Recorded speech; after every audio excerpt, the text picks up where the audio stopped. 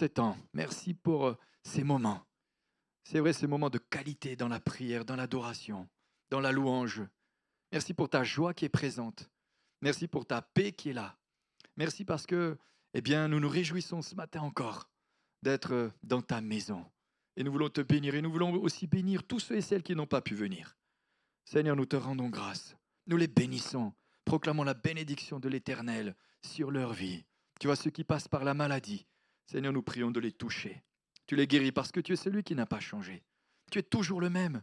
Tu es celui qui guérit aujourd'hui. Tu es celui qui guérit encore. Ce que tu as fait il y a 2000 ans, tu veux le faire encore aujourd'hui. Et ce matin encore, nous proclamons la guérison. Et nous proclamons une pleine guérison au milieu de nous. Et nous proclamons une pleine guérison dans la vie de nos bien-aimés. Dans le nom de Jésus, nous lions tout ce qui s'oppose à ta parole et nous libérons ta parole ce matin. Dans le nom de Jésus. Amen. Amen. Je vous invite à vous asseoir. Nous allons prendre plusieurs textes dans la parole de Dieu, particulièrement un, même plusieurs, dans Luc au chapitre 17, à partir du verset 3, où il est dit « Prenez garde à vous-même ». Ah, ça commence. Mais ça ne va pas être le centre de mon message. Ce matin, le message que j'aimerais m'entretenir avec vous, c'est ce que Dieu avait mis sur mon cœur déjà depuis un moment. Il y a quelque temps en arrière, pour ceux qui se souviennent, j'ai prêché sur les effets du pardon. Et ce matin, j'aimerais aller un tout petit peu plus loin. Et le thème de ce que je voudrais m'entretenir avec vous, de ce que je voudrais vous partager, c'est le pardon, ça coûte. Pardonner, ça coûte. Pardonner, ça coûte. Et parfois, ça coûte même très cher. Ça coûte. Ça coûte cher.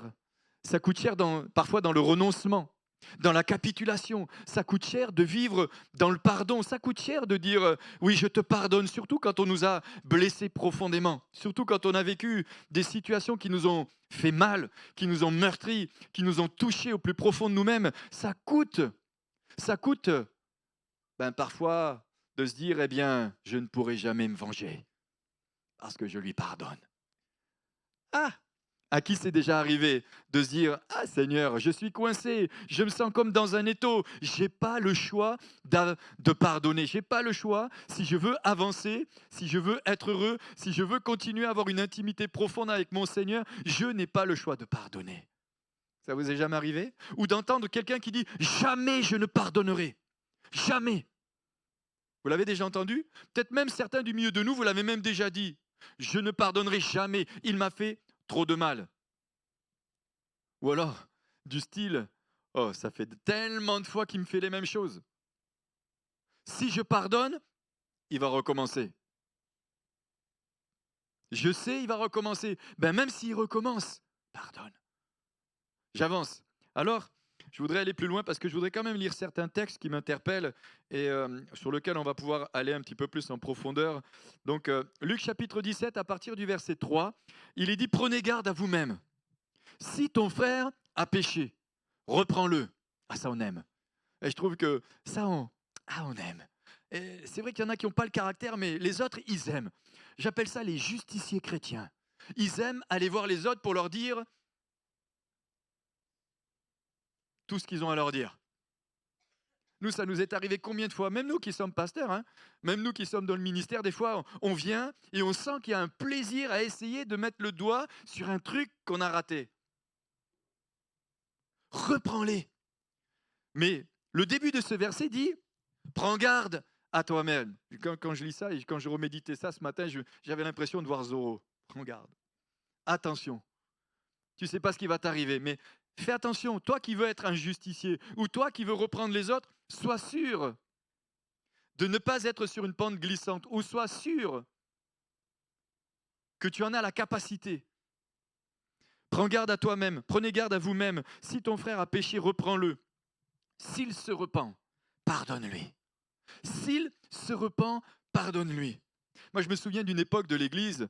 Alors, c'est vrai que les temps ont évolué. Je ne dis pas que c'est mieux, je ne dis pas que c'est bien, c'est moins bien. Je donne juste un avis personnel sur ce que nous avons vécu. C'est que quand il y avait certains péchés qui se pratiquaient dans l'Église, eh bien, on avait tendance à dire aux gens de venir sur l'estrade et de demander pardon à tout le monde. Vous l'avez déjà vu, ça? Une époque, c'était quand même assez raide. Tu n'avais pas intérêt de faire un pas de travers. Je ne dis pas qu'aujourd'hui, on permet tout, on laisse tout faire, on veut que tout se fasse, mais ça n'empêche pas moins qu'à cette époque-là, eh bien, il y avait des gens qui demandaient pardon, qui commettaient certains péchés, et il y en avait d'autres qui ne demandaient jamais pardon, mais qui commettaient les mêmes péchés. La différence, c'est qu'on ne savait pas qu'eux avaient fait la même chose que les autres. C'était la seule différence. Et je trouve que c'était tellement humiliant. C'était tellement... Ça faisait... Bon, je le dis parce que je me souviens d'un jour, pour vous raconter une petite anecdote, j'étais avec ma chère et tendre. Et c'était l'époque aussi où on présentait les couples à l'église. Je ne sais pas si vous avez connu ça aussi, ceux qui commençaient à se fréquenter. Comme tout le monde avait repéré qu'il s'était en train de se passer quelque chose. Et puis, donc, on nous présentait. Et moi, je me souviens, donc, on était dans cette merveilleuse église à Grenoble où c'était l'apôtre Pierre Truchel. Et puis, je commence à fréquenter celle qui est devenue ma femme, celle qui m'a tant attendu. Et on commence à se fréquenter. On se présente à l'église, le lendemain, j'arrête. Je dis non, non, non, c'est pas bon, c'est trop tôt pour moi, ça va trop vite. En plus, je rentrais d'Afrique, pour moi, c'était trop compliqué. Et donc, un dimanche matin, tous les deux dans l'église, on nous présente, et puis on dit à l'église, priez pour eux, et puis on leur prie pour nous, et puis etc. Mais le lendemain, je dis non, Priscille, non, moi, je peux pas continuer. Bon, il me charrie encore aujourd'hui, hein, ça fait je sais pas combien d'années. Et puis voilà que j'arrête tout. En plus, dans mon cœur, je me disais, non, elle va partir en Afrique, il y a un truc qui joue pas. Et puis voilà que, ça va? Je vous raconte un peu des choses sur ma vie, là. Hein. J'aime pas trop me mettre à nu comme ça, mais bon, c'est pour vous partager. C'est pour faire un petit peu des changements de vie, mais des choses qui sont importantes. Et puis, donc Priscille, bien sûr, elle a rien compris. Elle s'est dit, on se présente la veille, le lendemain, il dit qu'il arrête tout. Mais après, il fallait affronter les dinosaures dans l'église. C'est ça, c'est qu'après, il fallait affronter les dinosaures, il fallait affronter les regards de tous ceux qui étaient dans l'église, parce que Manu a commencé à fréquenter ensuite, après il s'est arrêté. Donc qu'est-ce qui s'est produit, qu'est-ce qui se passe, qu'est-ce qui ne va pas et puis voilà que Priscille, bon, nos chemins se séparent. Bon, elle n'était pas prête à l'époque. Non, c'était moi qui n'étais pas prêt. Et puis, donc elle part au Tchad. Moi, je continue à faire ma vie, mais je me disais, c'est drôle quand même, parce que c'est une femme comme elle qu'il me faut. Vous voyez les paradoxes. Nous, les hommes, on a aussi des paradoxes. Hein. Si les femmes en ont, on en a aussi. Et puis, et puis, euh, et puis je me pointe un jour à l'église de Grenoble, et voilà que l'apôtre Pierre Truchel, il m'attrape par le callback. J'ai cru qu'il allait m'en mettre une. Et il me dit, dimanche, en plus c'était une conférence de toutes nos églises, il dit, dimanche, tu demandes pardon de haut de l'estrade devant tout le monde. Et là, moi, je me suis dit, waouh. Bon, j'ai dit oui, parce qu'à l'époque, on ne disait pas non au pasteur. Hein. Et puis, un concours de circonstances a fait que, pour ceux qui connaissent, hein, Ludo, tu t'en rappelles? Et ça blaguait pas. Hein. Et un concours de circonstances qui a fait que, au dernier moment, il me dit non, mais Manu, c'est bon, tu vas pas demander pardon devant tout le monde.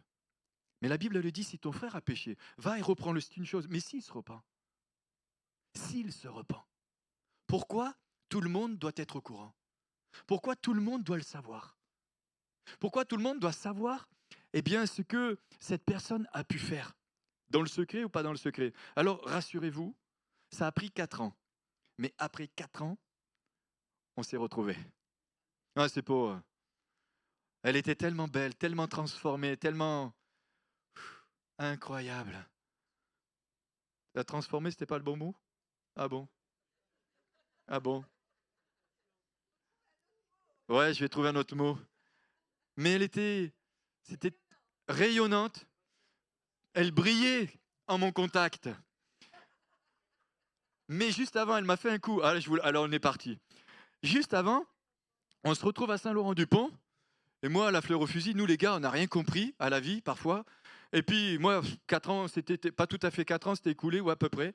Et puis je me suis dit, je vais aller la voir, je vais lui dire qu'en fait, tout compte fait, ouais, je pense quand même que c'est ça. Alors je me pointe à Saint-Laurent-du-Pont, à ce séminaire, et la fleur au fusil, bonjour, comment tu vas? Mais bien sûr, une fille, c'est pas comme les hommes. Hein. Un mari, quand il a pardonné, c'est comme ça instantanément. Mais la fille, elle te dit, non, c'est pas ça les femmes, c'est pas comme ça que ça se passe. Tu vas voir. Et donc du coup, elle me passe à côté, j'ai pris un grand blanc, j'ai passé toute la réunion à me dire, mais qu'est-ce que t'as fait de mal? Mais après, je me suis dit, mince, mais pourtant c'est elle que je pense que je dois me marier, avec qui je dois me marier. Bon, j'ai dit, Seigneur, peut-être que la vie doit être comme ça.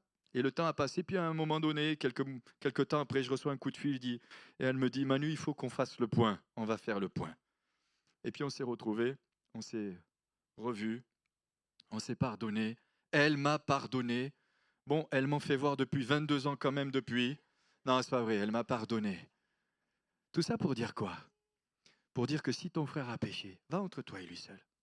Oui, c'est biblique. S'il t'a fait mal, s'il t'a fait quelque chose, s'il t'a touché au plus profond de toi-même, va, mais pardonne. Mais est-ce que toute l'Église a besoin de le savoir? Alors, je ne suis pas en train de dire qu'on n'a rien besoin de savoir. Il y a des choses que l'Église doit savoir. Oui, il y a des choses qu'elle doit savoir. Puisqu'elle dit, s'il ne t'écoute pas, prends un témoin avec toi. Mais s'il t'écoute, c'est bon.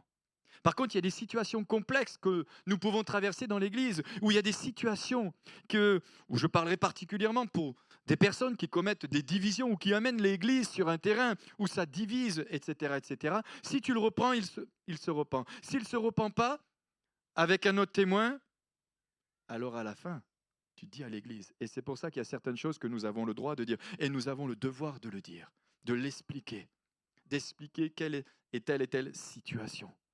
Maintenant, s'il se repent, il se repent. Ce n'est pas la même chose. Alors, pour aller plus loin, ça va, vous me suivez? Je vais essayer d'être bref quand même. Ce matin, j'ai quand même pas mal de choses à vous dire. S'il se repent, et s'il pêche contre toi 7 fois, dans un jour, et que 7 fois il revienne à toi en disant « je me repens », tu lui pardonneras. Le Seigneur écrit « tu lui pardonneras ». 7 fois dans un même jour. Ça parle beaucoup aux couples à mon avis. Si ton mari t'a fait une offense 7 fois dans la même journée, pardonne-lui. Si ta femme t'a fait une offense 7 fois dans la journée, pardonne-lui. J'ai pas entendu un amen. Pardonne-lui. C'est la clé d'un couple heureux.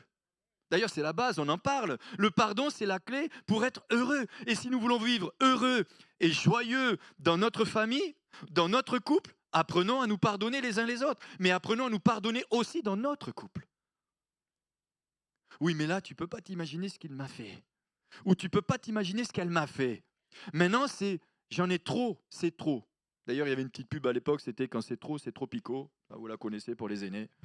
J'avance. 7 fois, pardonne. Mais juste après, le verset m'a interpellé.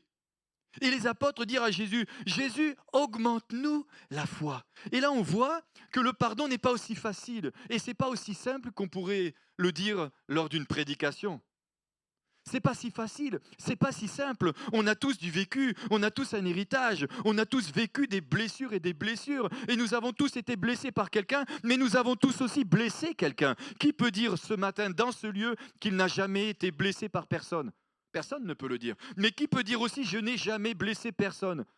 Si tu lèves ta main, on va prier pour toi. C'est impossible.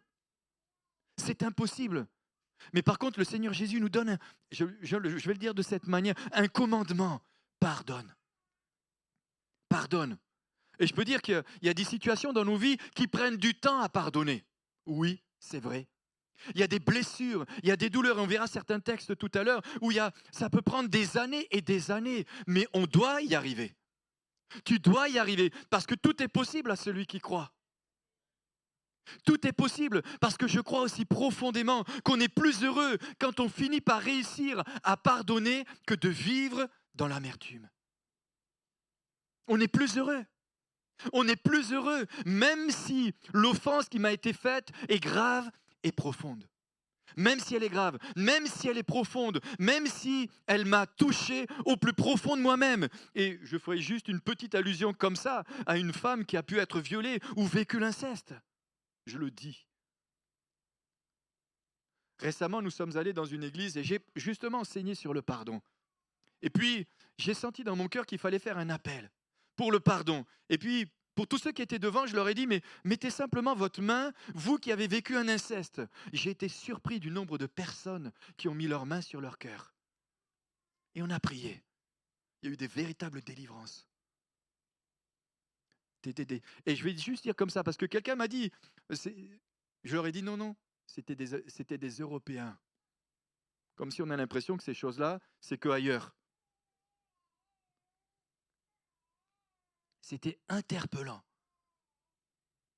augmente-nous la foi. Jésus, augmente-nous la foi. Nous avons besoin de cette foi en toi pour que tu puisses nous donner la force et la capacité de passer par-dessus cette offense. Et non seulement de passer par-dessus cette offense, mais d'arriver à pardonner de tout mon cœur. Parce que pardonner, c'est une chose, mais prier pour la personne qui nous a offensés est encore une dimension supplémentaire dans le pardon. Et ça, c'est un défi. Dire je pardonne, je tourne la page, je passe à autre chose et je ne veux plus y penser, c'est une chose. Mais de commencer à rentrer dans le pardon et à prier pour ceux qui nous ont offensés ou qui nous ont blessés, qui nous ont trahis, qui nous ont critiqués, c'est encore autre chose. C'est une dimension plus grande. Ça ne veut pas dire que je vais passer ma vie avec celui qui m'a blessé. Ça ne veut pas dire que les choses vont être à nouveau comme avant. Il y a des choses qui seront différentes. Il y a des situations qui doivent changer, certainement. Mais ça n'empêche pas moins que dans mon cœur, je ne reste pas enfermé dans cet étau du non-pardon, de l'amertume, de la rancœur et de l'animosité. Je passe le cap en décidant de pardonner. Je décide, je prends une décision. Un jour, j'avais vécu une situation et quelqu'un m'a dit, mais ils n'ont pas reçu la révélation qu'il faille te pardonner. Ben, j'ai dit, tu peux attendre toute ta vie. Tu ne la recevras jamais parce que Jésus nous a dit, pardonnez à ceux qui vous ont offensés. Pardonnez. Et c'est un défi dans l'Église parfois même. C'est parfois difficile de pardonner quand on a vécu une trahison. Quand on sait que ceux que nous aimons de tout notre cœur nous trahissent, nous critiquent, nous jugent, nous considèrent comme parfois des moins que rien. C'est pas facile, c'est pas simple. Quand c'est un père qui a abusé une fille, quand c'est un oncle qui a abusé un neveu,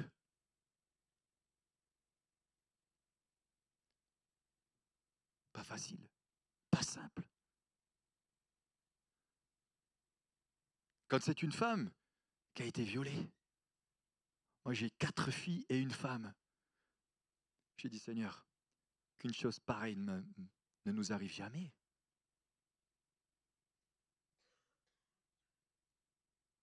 On en a déjà vécu assez. On n'est pas obligé de tout vivre. Ça n'empêche pas moins. Évidemment, un message comme celui-ci, une sœur qui a vécu ça. Un jour, j'écoutais le témoignage d'un serviteur de Dieu. Plusieurs de ses filles avaient été abusées. Je dis, mais Seigneur, comment se fait-il? Par des gens qu'il avait hébergés à la maison. Tu dis, waouh, pas simple, pas facile. Et la personne peut me dire, mais attends, mais t'as pas vécu ce que moi j'ai vécu? Non, c'est vrai. Tu peux pas ressentir ce que moi je ressens? Non, c'est vrai. Mais il y a une chose que je sais, c'est que quand je vois une femme qui a les règles, ben à la maison, je sais de quoi je parle. Pas moi, mais celles qui les ont. Je vois certaines souffrances. Je peux comprendre aussi avec mon cœur de berger et de papa. Augmente-nous la foi, dire le Seigneur. Augmente-nous la foi, dire les disciples. Et le Seigneur leur dit, si, et là on voit, le si vous aviez de la foi comme un grain de sénévé, c'est-à-dire un tout petit peu de foi, si vous permettez simplement à Jésus de vous dire, de vous toucher dans votre être intérieur. Si vous avez simplement la foi de dire, Seigneur, j'en suis incapable, et ça je l'entends, c'est pas possible pour moi, ça a été trop difficile, ça a été trop dur, ça a duré tellement d'années. Il m'a fait ça pendant tellement d'années. Mais si tu as simplement un tout petit peu de lucidité en disant, Seigneur, j'ai un tout petit peu, mais si tu peux, viens à mon secours. Et là, vous allez rentrer dans la libération. Vous allez rentrer, vous allez permettre à la foi que Dieu déverse dans votre cœur de sortir de l'impasse dans lequel le diable a essayé de vous plonger. Si vous aviez la foi comme un petit grain de sénévé, c'est la plus petite de toutes les semences. C'est la plus petite, mais quand elle est plantée, c'est un arbre gigantesque. C'est gigantesque. Si vous aviez simplement un tout petit peu de cette foi-là, alors dites à cette montagne, ôte-toi de là et jette-toi dans la mer. Tout à l'heure, une parole a été dite, c'est dans Ézéchiel au chapitre 37. Prophétise, c'est-à-dire je déclare, je parle, j'ordonne. Je déclare que ce problème n'en est plus un. Je le déclare. Je déclare que cette situation n'est plus une situation catastrophique dans ma vie. Je déclare que c'est possible. Je déclare que ce que l'ennemi a essayé de m'enfermer, j'en sors au nom de Jésus. Combien de fois ça nous est arrivé, et ça m'est arrivé de prier pour des personnes qui vivaient une délivrance et de lui dire maintenant tu sors de cette impasse, tu sors de cet endroit, et je la vois se déplacer et être complètement libérée. Mais tu peux l'être spirituellement, coincé dans ce que l'ennemi a fait, mais tu peux sortir en ordonnant que cette montagne s'en aille. Tu peux. Tu as l'autorité. Il t'a donné cette autorité. Il t'a donné cette autorité et cette force. D'ailleurs, dans les Philippiens, il est dit, « Oh Dieu, crée en moi, crée en moi. » Crée en moi, ça c'est David qui dit ça dans le psaume 51. « Oh Dieu, crée en moi un cœur pur. » Mais en 51, dans les proverbes, il est dit que Dieu crée en nous le vouloir et le faire selon son bon plaisir. Il crée en nous le vouloir et le faire selon son bon plaisir. Vous diriez à ce mûrier, déracine-toi et plante-toi dans la mer. Est-ce que vous avez vu déjà un mûrier planté dans la mer? Jésus, comment tu peux dire un truc pareil? Est-ce que tu t'es trompé? Non. C'est dire que Dieu est capable de planter un mûrier dans la mer et il est capable de pousser et porter du fruit. Parce que rien ne lui est impossible. Et quel que soit ce que tu as vécu, quel que soit ce que tu as pu ressentir, eh bien c'est possible. C'est possible. Et c'est possible ce matin encore. C'est possible. Dans 2 Thessaloniciens chapitre 3 versets 13 et 15, il est dit « Pour vous frères, ne vous lassez pas de faire le bien. Et si quelqu'un n'obéit pas à ce que nous disons par cette lettre, notons-le et n'ayez point de communication avec lui afin qu'il éprouve de la honte. Ne le regardez pas comme un ennemi, mais avertissez-le comme un frère. » Vous savez ce qu'a dit Martin Luther King? Tout le monde a entendu parler de Martin Luther King. J'ai bien aimé ce qu'il a dit. Il a dit, j'ai décidé de m'en tenir à l'amour. J'ai décidé de m'en tenir à l'amour. J'ai décidé, j'ai fait le choix, j'ai pris la position intérieure de l'amour. Et il rajoute, la haine est un fardeau trop lourd à porter. La haine est un fardeau trop lourd à porter. Je vais juste vous lire une petite histoire, il faut que je la retrouve. Pause. Une enseignante a demandé à ses élèves d'apporter des tomates dans un sac en plastique à l'école. Chaque tomate devait recevoir le nom d'une personne que cet enfant détestait. Déjà, on y voit un peu la couleur. Donc le nom de tomate serait égal au nombre de personnes que chaque élève déteste. Le jour venu, les enfants ont bien apporté leurs tomates. Certains en avaient 2, certains en avaient 3. D'autres en avaient 5, qu'ils détestaient. Ils en avaient 5, et d'autres encore en avaient même 20 en fonction du nombre de personnes qu'ils détestaient. Le professeur leur a alors dit, il leur a dit qu'ils devraient porter les tomates avec eux partout où ils iront durant 2 semaines. Vous imaginez un peu la scène? Alors je continue. Comme les jours passaient, les enfants ont commencé à se plaindre du pourrissement de l'odeur des tomates. Les enfants qui avaient beaucoup de tomates se plaignaient que c'était très lourd à transporter et que l'odeur les importunait. J'imagine un peu la scène. D'ailleurs, les parents ils auraient dû dire, hey, mon fiston, là, tu fais quoi là? Avec tes tomates, là, tu vas où partout là? Et ça sent, tu gardes ça dans le garage, tu mets pas ça dans ta chambre. Bon, ça c'est les parents qui surveillent les enfants. Hein. Bref, j'avance. Après une semaine, l'enseignant demande aux élèves, comment avez-vous vécu cette semaine? Les enfants se plaignaient de l'odeur horrible et du poids lourd des tomates, en particulier ceux qui portaient beaucoup de tomates. Alors le professeur déclara, c'est très semblable à ce que vous portez dans votre cœur lorsque vous n'aimez pas certaines personnes. C'est exactement la même chose. Quel enseignement? Quel enseignement pratique? C'est vrai que je ne me suis pas dit, comme je n'étais pas là la semaine dernière, bon, pour tous ceux de l'église, vous allez prendre des tomates en fonction. Non, je ne me suis pas permis, puis on se rejoint la semaine prochaine. Mais ça aurait pu être une expérience intéressante. Bon, comme on est tellement spirituel, il n'y a personne qui aurait pris une seule tomate, parce que tous, on aurait été tellement spirituels, on aurait dit, mais nous, on n'en veut à personne.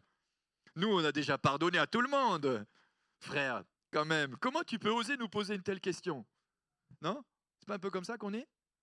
C'est sûr, hein? Mais si nos cœurs étaient affichés derrière, on serait parfois surpris de ce qui est écrit. Je continue juste pour finir, hein. La haine rend le cœur malsain. Et vous portez cette haine partout. Si vous ne pouvez pas supporter l'odeur des tomates gâtées pendant une semaine, imaginez l'impact de l'amertume sur votre cœur pendant que vous le portez tous les jours. Le cœur est un beau jardin qui nécessite un nettoyage régulier des mauvaises herbes indésirables. Pardonnez à ceux qui vous ont énervé, cela fait place à l'entreposage de bonnes choses.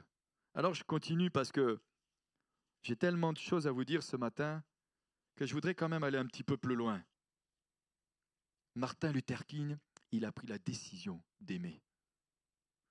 Et il n'y a pas que Martin qui doit prendre ses décisions, c'est nous aussi. Toi, moi, nous devons prendre ces mêmes décisions. Je l'ai dit tout à l'heure, nous offenserons tous quelqu'un, mais nous serons tous offensés par quelqu'un aussi.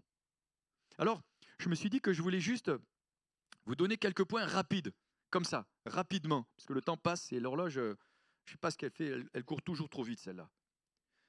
Pour pardonner, il faut premièrement de l'amour. Pour pardonner, la première des choses, il nous faut de l'amour. La Bible nous dit, tu aimeras ton prochain comme toi-même. Comme toi-même. Mes filles, elles se moquent de moi parce qu'un jour, je ne sais pas ce qui m'a pris, j'étais là, comme si je me faisais une bise. Je devais vraiment être fatigué ce jour-là. Mais quand on se regarde, moi d'ailleurs, quand je passe devant une glace, je dis waouh, quel beau portrait. Et à chaque fois, ça me fait le même effet. Mais tu aimeras ton prochain comme toi-même. Comme toi-même. Je suis conscient qu'il y a des personnes qui ne s'aiment pas. Là, il y a un changement qui doit y avoir. C'est pas normal de ne pas s'aimer. Mais la Bible nous dit d'être rempli de l'amour. Et pour pardonner aux autres, il nous faut être aussi rempli de cet amour. Et de cet amour qui vient de Dieu. Parce que je conçois tout à fait qu'il y a des moments, ce n'est pas possible de pardonner. Et je conçois aussi, et je vous le dis, je pense sincèrement que parfois, ça prend du temps de pardonner. Parce que c'est difficile. Parce que c'est dur. Parce que la blessure est profonde. Elle est même parfois tellement profonde. Elle est ancrée en nous. Parfois depuis tellement d'années. Et parfois même, nous n'avons même pas conscience que nous avons été offensés. C'est dans nos réactions que nous le voyons. Mais nous avons besoin de cet amour. Et nous avons un Dieu qui nous aime tellement, qui est capable de nous remplir de cet amour pour nous donner cette force d'arriver et de réussir à aimer pour pardonner. Matthieu 7, 12 dira, « Tout ce que vous voulez que les hommes fassent pour vous, faites-le de même pour eux, car c'est la loi et les prophètes. » Certainement que ça vous est déjà arrivé d'aller voir quelqu'un et lui dire « Je te demande pardon » et qu'il vous dise « Non, moi, je ne te pardonne pas. » Je ne sais pas si ça vous est déjà arrivé. Ça fait un sentiment bizarre. Ça m'est même moi déjà arrivé d'aller demander pardon à quelqu'un parce que je savais qu'il avait quelque chose contre moi, mais je savais que j'avais raison. Je savais que je ne l'avais pas blessé et que le gars en plus il te dit « Non, je ne te pardonne pas. T'es le pire. » Eh bien, tu pardonnes quand même. Là, tu as 2 pardons à faire. Pour celui que tu ne lui as jamais fait et pour l'offense qu'il vient de te faire. L'amour authentique et véritable n'est pas signe de dépendance émotionnelle, c'est au contraire une réelle liberté de se confier, d'être réellement qui on est et d'accepter l'autre avec ses qualités et ses défauts. Et il y a 22 ans, ma femme a accepté un homme extraordinaire, avec ses qualités et ses défauts. Et tous les deux, on est un couple extraordinaire. Je suis ordinaire, elle est extra. J'avance. Deuxièmement, et une chose qui me semblait importante aussi, le deuxième point, c'est le courage. Il faut avoir du courage aussi pour aller reprendre son frère. Et parfois, nous sommes lâches, et nous ne devons pas être lâches. Parce qu'il y a des moments, le fait de lui parler en tête à tête et lui dire, là, tu m'as blessé, il s'est produit quelque chose, ça met des barrières, ça met des fractures. Parfois, on le sait, avec certains, ça ne peut pas se résoudre. C'est comme ça. Ça n'empêche pas moins que dans notre cœur, on doit pardonner. Mais il faut du courage pour lui dire, tu m'as offensé. Et parfois dans les relations, c'est important de le dire. Et dans l'église, je crois que c'est important parfois de dire, tu vois, la dernière fois, tu m'as offensé. Mais je te pardonne, je t'aime quand même. Mais je ne veux pas je ne veux pas qu'il y ait des accès entre nous. Je ne veux pas que l'ennemi vienne mettre un gouffre entre nous pour nous séparer totalement. Pour nous séparer complètement. Et parfois, c'est comme ça que ça se passe dans le couple. La personne ne dit rien, mais elle accumule, elle accumule, elle accumule. Et puis un jour, madame dit, tu te souviens ce que tu m'as fait il y a 30 ans? Tu te rappelles? Toi, tu te rappelles plus de rien. Il faut du courage. Il faut du courage d'aller dire à son frère, écoute, tu m'as blessé. Bon, des fois, il y a des choses, on peut les garder pour soi et puis faire un travail avec le Seigneur. Mais il y a des fois, je pense que c'est important. Écoutez bien, fortifiez-vous, ayez du courage. Deutéronome 31,6 ou 2 Corinthiens 4,16 dira, c'est pourquoi nous ne perdons pas courage. Et lorsque même que notre homme extérieur se détruit, notre homme intérieur se renouvelle de jour en jour. Le courage, c'est fait d'agir malgré la difficulté. C'est de l'énergie dans l'action, dans une entreprise. Et si la Bible nous dit au milieu de nous de conserver l'unité de l'esprit par le lien de la paix, c'est que lorsqu'il y a offense, parfois, derrière la frustration, il y a de l'agressivité. Et ça crée des séparations. C'est de la bravoure, c'est du courage, c'est de l'héroïsme. Suivant qui tu vas aller voir, c'est vrai, c'est de l'héroïsme. Ça, c'est clair. Si tu vas aller revoir, si tu vas aller dire à quelqu'un, suivant la personne à qui tu vas lui dire, ça va être, comme diraient les jeunes, chaud patate. Mais prends courage. C'est prendre son courage à deux mains. C'est se décider malgré la difficulté, malgré la peur, ou même malgré la timidité ou l'intimidation. Mais c'est avoir le courage d'aller voir la personne, de lui dire, écoute, je ne veux pas rester sur ça. Je veux juste qu'on avance ensemble. Écoutez bien, synonyme de courage, c'est bravoure, c'est force, c'est héroïsme, c'est vaillance, c'est valeur, c'est audace aussi. C'est audace, c'est intrépidité, c'est témérité. Comme dirait un familier, c'est avoir du cran. J'avance. Cette semaine, quand je méditais sur ce message, même si j'avais partagé certaines choses il y a quelques mois et j'en ai partagé ailleurs, je suis retombé sur un bouquin. Peut-être certains connaissent, il s'appelle exactement, j'ai un trou, je ne l'ai pas noté, Bill Wilson. Vous savez, celui qui a mis Quartier Libre à New York. Je suis retombé j'étais en train de prier, puis mon attention a été attirée dans mon bureau sur ce livre.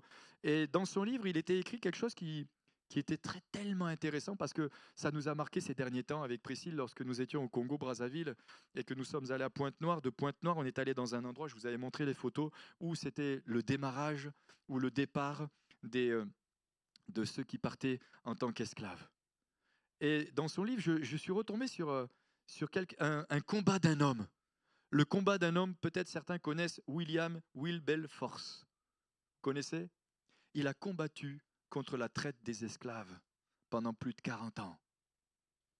Il a combattu ça en Angleterre. Voilà ce qu'il était écrit. L'un des phares de la réforme sociale dans les chroniques de l'histoire a été l'homme d'État anglais William Wilberforce.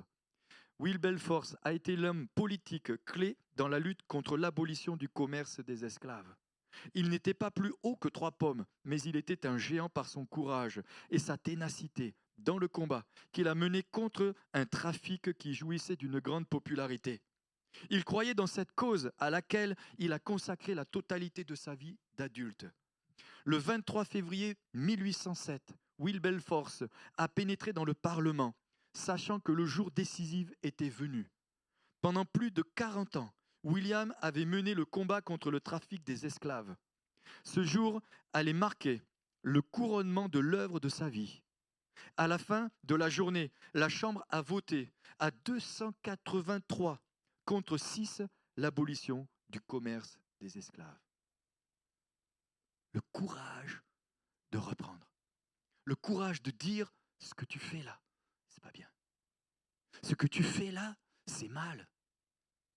Voilà ce que va lui dire sur son lit de mort John Wesley.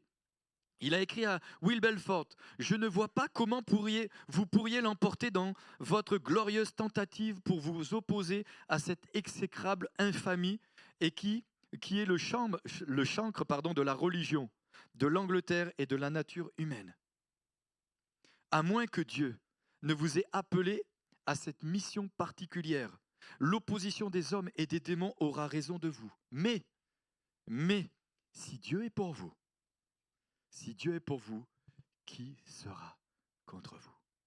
Si Dieu est pour vous, qui sera contre vous? J'ai imaginé ces scènes lorsque nous étions à Pointe-Noire. Je peux que l'imaginer.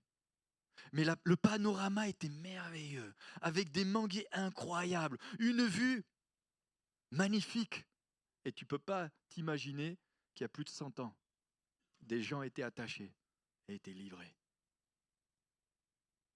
Oui, pardonner, c'est pas facile. Oui, j'en ai conscience. Pour pardonner, il faut en avoir envie. Il faut en avoir envie. Pour pardonner, il faut aussi de l'humilité. L'humilité, c'est reconnaître que la personne qui m'a offensé ou la personne qui m'a blessé, je suis moi aussi capable de faire comme elle. Peut-être même je l'ai fait aussi à d'autres exactement la même chose. C'est pour ça qu'il faut l'humilité. Dans Jean chapitre 3, verset 30, il est dit, il faut que lui croisse et que moi, je diminue. Il faut qu'il croisse et que moi, je diminue. Dans Jacques, ça c'est Jacques a dit, chapitre 4, verset 10, c'était pour vous détendre, humiliez-vous devant le Seigneur et il vous élèvera.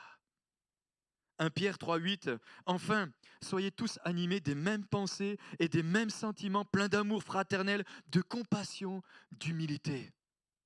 Soyez tous animés des sentiments qui étaient en Jésus-Christ. Et nous avons tous lu et relu et écouté et entendu cette merveilleuse parole de Jésus sur la croix il y a plus de 2000 ans où il était en train d'être crucifié par des bourreaux. Et Jésus a dit, Père, pardonne-leur, car ils ne savent ce qu'ils font.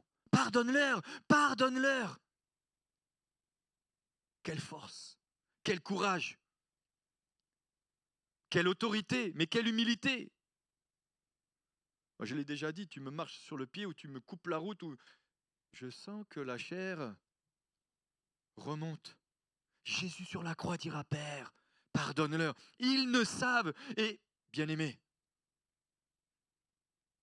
beaucoup de ceux qui vous ont blessés ne savent pas ce qu'ils ont fait. Certains l'ont fait exprès, parce que ça c'est vrai aussi. On sent qu'il y a un truc, on sent qu'il y a quelque chose. On verra quelques personnages de la parole de Dieu dans les Écritures, mais on voit aussi comment le Seigneur a transformé les situations. L'humilité, un caractère les plus importants de la vie chrétienne, et sans doute l'un des plus difficiles à réaliser aussi. J'avance. Et puis, dans Galates 5, 17, il est dit, car la chair a des désirs contraires à ceux de l'esprit, et l'esprit en a de contraires à ceux de la chair. Ils sont même opposés entre eux, afin que vous ne fassiez point ce que vous voudriez. Il y a une opposition entre la chair et l'esprit. Il y a une confrontation perpétuelle entre ce que je veux et ce que Dieu veut, en ce que je dois faire et ce que je ne dois pas faire.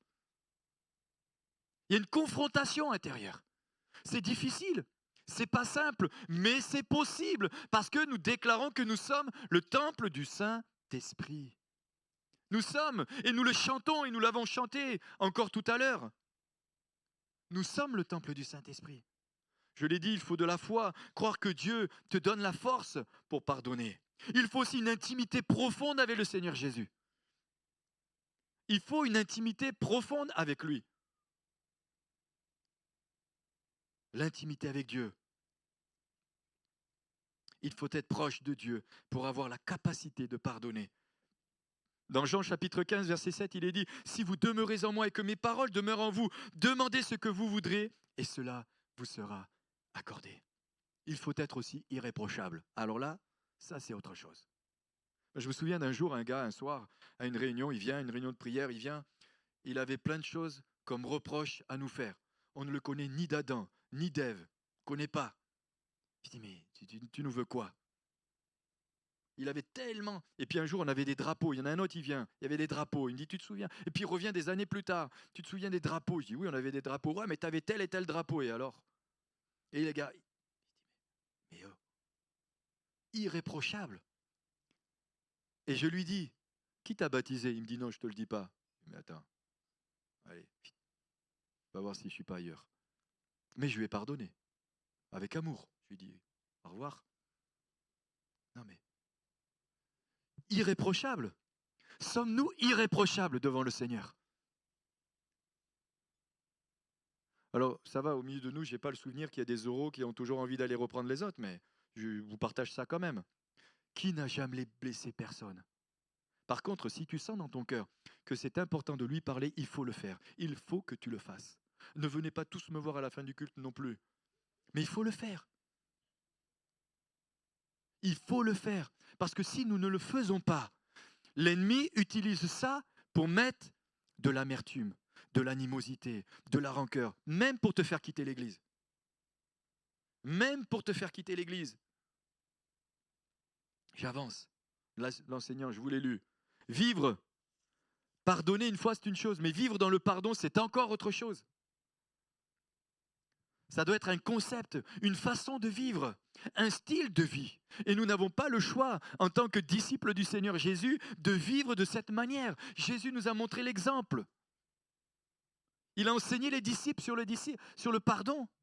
Dans le psaume 103, verset 8, il est dit « L'Éternel est miséricordieux et compatissant, lent à la colère et riche en bonté. » Alors, je n'ai pas pris la parabole de cet homme-là qui n'a pas voulu pardonner à son ami qui lui devait un peu d'argent. J'en ai pris d'autres. Mais le Seigneur va même plus loin dans ce qu'il nous demande. Non seulement il nous invite au pardon, mais il nous invite à prier pour ceux qui nous blessent et qui nous persécutent. Matthieu 5, 44. Mais moi je vous dis, aimez vos ennemis, bénissez ceux qui vous maudissent, faites du bien à ceux qui vous haïssent et priez pour ceux qui vous maltraitent et qui vous persécutent. Si ton pasteur te persécute, prie pour lui. Prie pour lui. Prie pour elle. Et écoutez bien. Ne détruis pas ton présent à cause du passé et ne détruis pas ton futur à cause de ton passé. Pardonne. Pardonne. Je le redis. Ne détruis pas ton présent à cause de ton passé et ne détruis pas ton futur à cause de ton passé. Pardonne. Et je dirais même, ne détruis pas ton couple à cause de ton passé. Ou ne détruis pas ton couple à cause de ton non-pardon ou de ton manque de pardon. Pardonne, pardonne encore. Apprends à lâcher ton passé pour vivre ton présent et ton futur. Dans le Proverbe 4, 23, vous connaissez, hein, garde ton cœur plus que toute autre chose, car de lui viennent les sources de la vie. Garde ton cœur plus que toute autre chose. Et là, je vais bientôt finir. Non, ce n'est pas ma première introduction à la conclusion. N'est-ce pas, David? Oui, je te connais. La dernière fois, tu t'es bien fait avoir quand même. Le pardon est une décision. Le pardon est une décision. Je prends la décision de pardonner. Je prends cette décision. C'est moi qui prends la décision. C'est tout. Écoutez bien. Ça, c'est un constat, hein. Je constate que c'est plus facile, même si ça reste difficile, de pardonner à des gens qui sont loin que de pardonner et à pardonner à des étrangers qu'à quelqu'un de proche, quelqu'un que tu aimes, quelqu'un en qui tu as même investi, quelqu'un qui était tellement proche, parfois même que tu as considéré comme un fils. Là, c'est un défi de pardonner. Je ne vais pas redire ce que j'ai dit tout à l'heure. Le cœur de l'homme est plus prompt à la vengeance qu'au pardon. Et je rappelle simplement que le monde est influencé par le prince de ce monde, qui est Satan. J'aimerais, pour finir dans ce message, j'aimerais prendre une histoire dans la parole de Dieu. J'aurais pu parler aussi de Ésaü, comment il a pardonné à Jacob. Ésaü a pardonné à son frère qui lui avait volé le droit d'aînesse. Il lui a volé même toutes les bénédictions. Et Jacob a dû fuir. Mais lorsqu'ils se sont retrouvés des années plus tard, la première des choses qu'il a faites, Ésaü, c'est de sauter dans les bras de son frère parce qu'il lui avait pardonné. avoir été livré par ses frères, jeté dans une citerne, et puis être livré, vendu en Égypte par tous ses frères. Son nom, c'est Joseph. Quelques années plus tard, Joseph dira même à ses frères, après s'être fait reconnaître, il les attrapera, il va les nourrir, il dira, mais c'est même pas votre faute, c'est Dieu qui a permis. Et je sais aussi parfois que des situations, se retourneront d'une bonne manière en notre faveur. Et vous aviez projeté de me tuer, vous m'aviez vendu, j'ai été accusé en tort, mais j'ai pardonné, j'ai gardé le cap, je suis resté fidèle à mes convictions, je suis resté fidèle à mon Dieu. Et Dieu a honoré mon cœur. Et il m'a élevé. Et je suis maintenant à la cour de Pharaon. Pourquoi? Parce que cet homme a su garder son cœur. Il n'a jamais sombré dans l'amertume. Il a eu des moments difficiles, juste quand à un moment donné les autres sont arrivés et qu'il a dû leur donner l'explication des songes et qu'il dira 2 ans, le Seigneur l'a oublié. Peut-être qu'il a ruminé pendant des années, peut-être, mais son cœur, à la fin, était nickel. Et Dieu l'a élevé. Il l'a élevé. Son nom c'est Joseph. Pas Joseph le mari de Marie, mais Joseph, le fils de Jacob. 11e fils, ils étaient 12. Ses frères aînés l'ont livré, l'ont vendu. Imaginons la trahison, ton frère que tu aimes, ton grand frère que tu aimes. Des fois on entend dans les familles, ton grand frère qui prend ta femme et qui s'en va. Ou ta sœur, etc., etc. Il a dit non, il a gardé son cœur.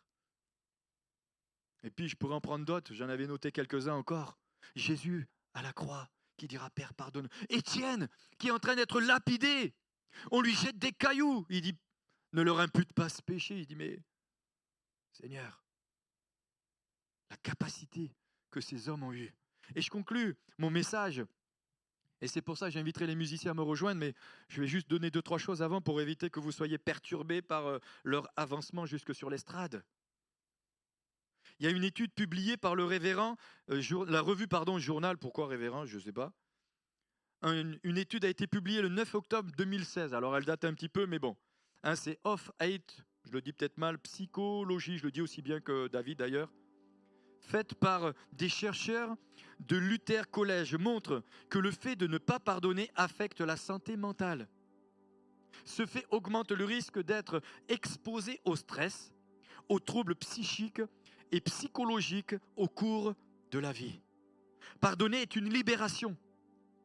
Mais parfois l'orgueil de faire croire fait croire le contraire.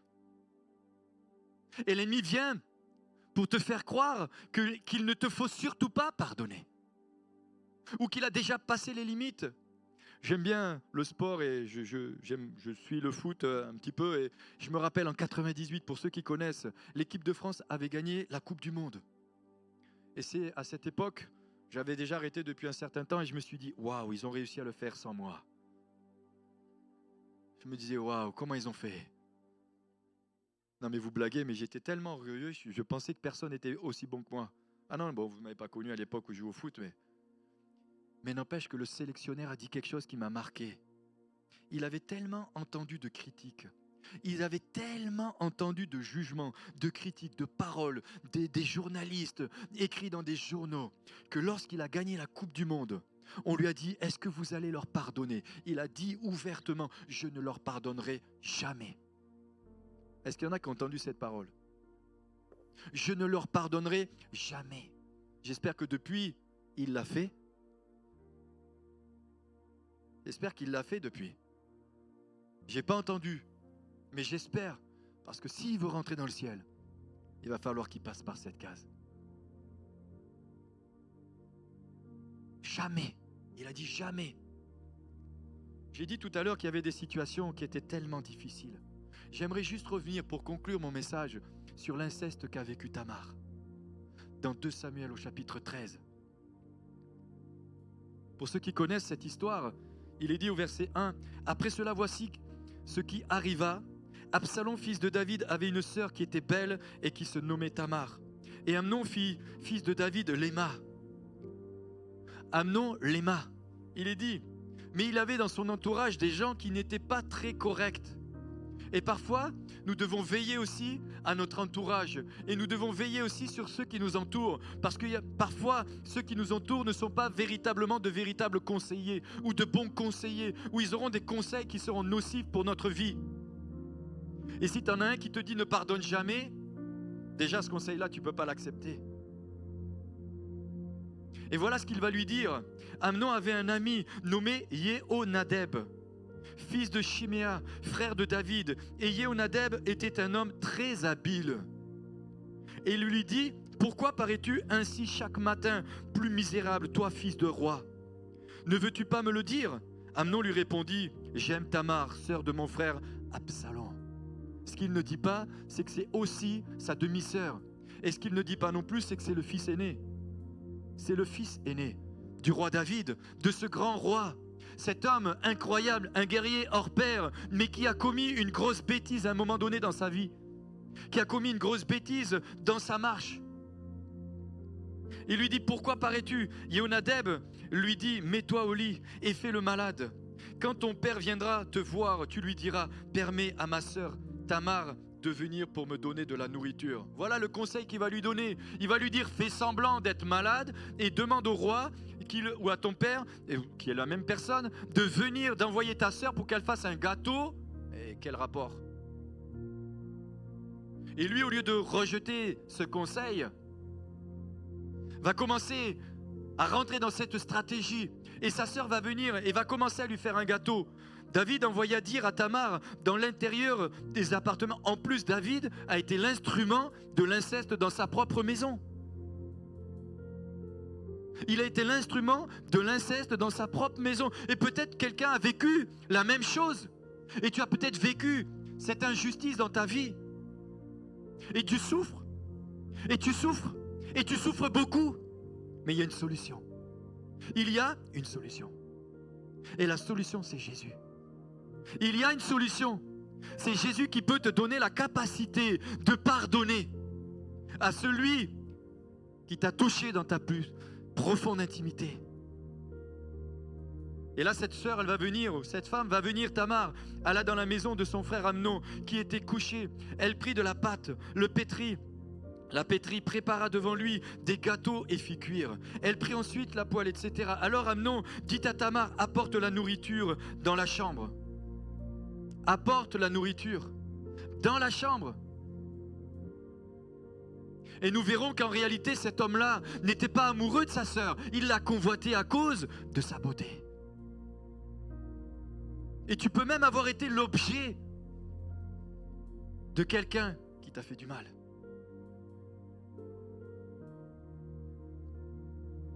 Écoutez bien. Alors Tamar dit, apporte la nourriture. Comme elle lui présentait à manger, il la saisit et lui dit, viens, couche avec moi ma sœur. Elle lui répondit, non mon frère, ne me fais pas violence, car on n'agit pas ainsi en Israël. Ne commets pas cette folie. Ne commets pas cette folie. Où irais-je, moi, avec mon déshonneur? Cette fille était vierge. Elle n'avait jamais connu d'homme. Jamais. Elle avait un vêtement spécial qui correspondait aux filles de rois qui étaient vierges. Il y avait quelque chose de particulier, ça se voyait. J'ai envie de dire à nos jeunes, ne vous laissez pas prendre quelque chose que vous ne pourrez jamais récupérer. La virginité, ça se donne lors du mariage. À celle qu'on épouse ou à celui qu'on épouse. Regardez ce qui se produit après. Où irai-je? Et toi, tu seras comme un fou en Israël. Maintenant, je te prie, parle au roi et il ne te refusera pas de me donner à toi. Mais il ne voulut pas l'écouter. Il la saisit. Il se saisit d'elle et fit violence en couchant avec elle. Puis Amnon eut pour elle une forte aversion, plus forte que n'avait été son amour. Et il lui dit, lève-toi, va-t'en. En gros, c'est lève-toi, excusez-moi l'expression, mais dégage. Il a pris ce qu'il a voulu. Il en a eu de l'aversion, c'est-à-dire il en a eu du dégoût. Une fois qu'il a récupéré ce qu'il a voulu. Voilà ce qu'a vécu Tamar. Voilà ce qu'a vécu cette femme. Et lorsque nous continuons à lire l'histoire, nous ne parlons plus tellement d'elle. Nous ne savons pas ce qu'elle a vécu. Plus, nous ne savons pas comment elle s'en est sortie. On n'en parle plus, mais on parle d'un autre personnage qui s'appelle Absalom, qui est le frère de Tamar, mais qui est aussi le frère et le demi-frère d'Amnon. Et regardez bien. Tamar répandit de la cendre sur sa tête et déchira la tunique multicolore pour qu'elle portait. Elle mit la main sur sa tête et s'en alla en poussant des cris. Waouh! J'imagine la scène.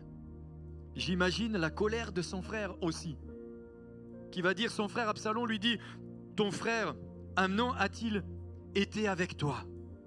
Maintenant ma sœur, tais-toi, c'est ton frère. Et là je me dis, waouh, Absalom, comment tu peux dire à ta sœur tais-toi? Comment vous pouvez dire taisez-vous? Comment vous ne pouvez ne pas intervenir? Et peut-être tu as vécu les mêmes situations. On a dit fais silence, c'est un secret de famille, il ne faut rien dire.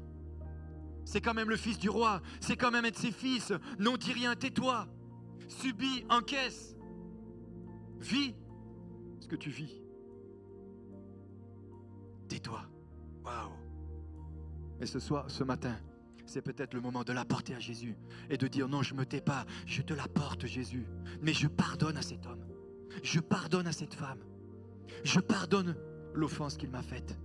Je pardonne malgré la profondeur de l'offense.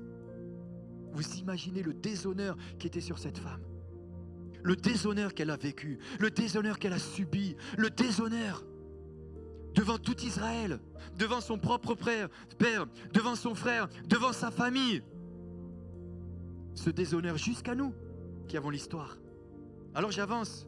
Tais-toi, ne dis rien. Ne prends pas cette affaire trop à cœur. Mais comment, Absalom, tu peux dire ça à ta sœur? Ne prends pas cette situation trop à cœur. Qui, comme femme, après avoir vécu une telle situation, peut entendre ces paroles? Ne prends pas. Ne prends pas. Et puis, Tamar, désolée, resta dans la maison de son frère Absalom. Quand ce mot désolé résonne chez moi comme si, et c'est ce qu'on entend parfois lors d'abus ou de viol, comme si le problème c'était elle. Comme si le problème c'était de sa faute. Comme si c'était elle qui avait décidé d'aller faire les gâteaux et d'aller faire ça chez son frère. Comme si c'était elle qui l'avait, excusez-moi l'expression, aguiché. Comme si c'était elle qui l'avait provoqué. Non. Elle était désolée. Et puis, on n'en parle plus. On avance. Par contre, il y a d'autres étapes maintenant. 2 ans après. D'abord, avant verset 22, Absalom ne dit rien. Il ne dit rien à Amnon. Mais il le prit en haine. Parce qu'il avait fait violence à sa sœur Tamar. Il le prit en haine. Il dit rien. Il dit rien. Mais dans son cœur, c'était déjà acté. Il avait pris une décision de ne pas lui pardonner. Mais il avait pris la décision de le mettre à mort, de le tuer. Voilà, lorsque nous ne prenons pas la décision de pardonner, ce qui peut se produire dans notre cœur. Pour aller plus loin et pour conclure, il est dit au verset 30, comme il était en chemin, vous connaissez l'histoire, hein? Absalom a mis un guet-apens à tous ses frères. Il a emmené ses frères, il n'a pas fait un guet-apens à tous ses frères, il en a fait un à Amnon.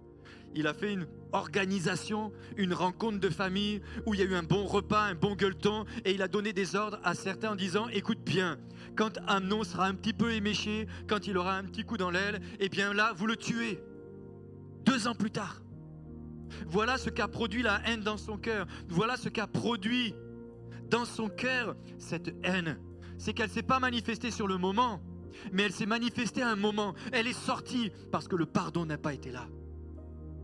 Je ne dis pas que c'était facile, je ne rentre pas trop dans les détails de ce qu'il fallait faire, mais David non plus n'a pas fait en tant que roi ce qu'il aurait dû faire. Pourquoi? Était-il dans la culpabilité? Était-il encore sous l'accusation de ce que lui-même avait fait en ayant été avec Bathsheba? Je ne sais pas. On peut épiloguer, prier, on peut parler pendant de longues heures sur ce pourquoi. En attendant, ce qu'a fait Absalom, il n'aurait jamais dû le faire. Ce n'était pas à lui à faire justice. Ce n'est pas à nous de faire justice, c'est à Jésus de nous justifier. Ce n'est pas à nous de nous faire justice. Et j'insiste encore, je ne sais pas pourquoi je dis ça, mais ce n'est pas à toi de faire justice. Laisse le Seigneur te justifier. Laisse le Seigneur manifester sa gloire. Laisse le Seigneur justifier ta vie. 2 ans plus tard, il a organisé un repas. Ils ont tué Amnon. Et la Bible nous dit que David était très en colère. Écoutez bien, le verset 32. Yonadab, fils de Shimea, frère de David, prit la parole et dit que mon Seigneur ne dise pas qu'on a fait mourir tous les jeunes gens, fils de roi, car Amnon seul est mort. Et c'est l'effet d'une décision d'Absalom. Depuis le jour où Amnon a fait violence à sa sœur. C'est l'effet d'une décision. Ce matin, je conclus mon message par ça, j'avais encore tellement de choses à vous dire. Quelle décision as-tu prise? As-tu décidé de chercher vengeance ou as-tu décidé de rester dans l'amertume? As-tu décidé de rester dans la haine, dans la vengeance? Ou as-tu pris la décision de pardonner à celui qui t'a offensé? Quelle décision as-tu prise? Quelle décision? Quelle décision prends-tu ce matin? Le pardon, et je conclus, le pardon est un acte d'amour qui se vit dans la grâce infinie de Dieu. Le pardon est un acte d'amour qui se vit dans la grâce de Dieu.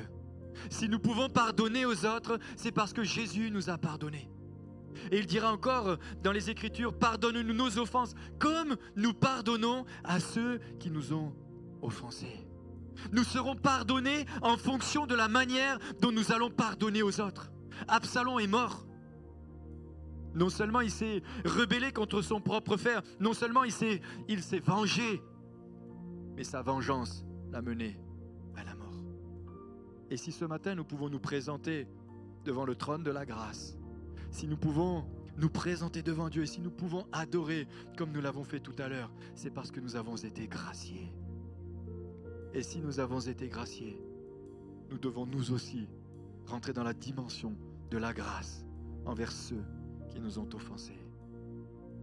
Et ça, c'est un défi. Ce n'est pas un défi insurmontable. C'est possible. C'est possible. Parce que tout est possible à celui qui croit. Je finis. Matthieu 6, à partir du verset 12. Pardonne-nous nos offenses comme nous pardonnons aussi. Comme nous aussi nous pardonnons à ceux qui nous ont offensés. Ne nous inclus pas ou ne nous induis pas en tentation, mais délivre-nous du mal. Car c'est à toi qu'appartiennent dans tous les siècles le règne, la puissance et la gloire. Et voici la condition du pardon. Si vous pardonnez aux hommes leurs offenses, votre Père Céleste vous pardonnera aussi. Mais si vous ne pardonnez pas aux hommes, votre Père ne vous pardonnera pas non plus vos offenses. Est-ce qu'on peut se lever un instant? Je ne vais pas faire d'appel aujourd'hui. Je ne vais pas faire venir devant. Je vous inviterai juste à, peut-être à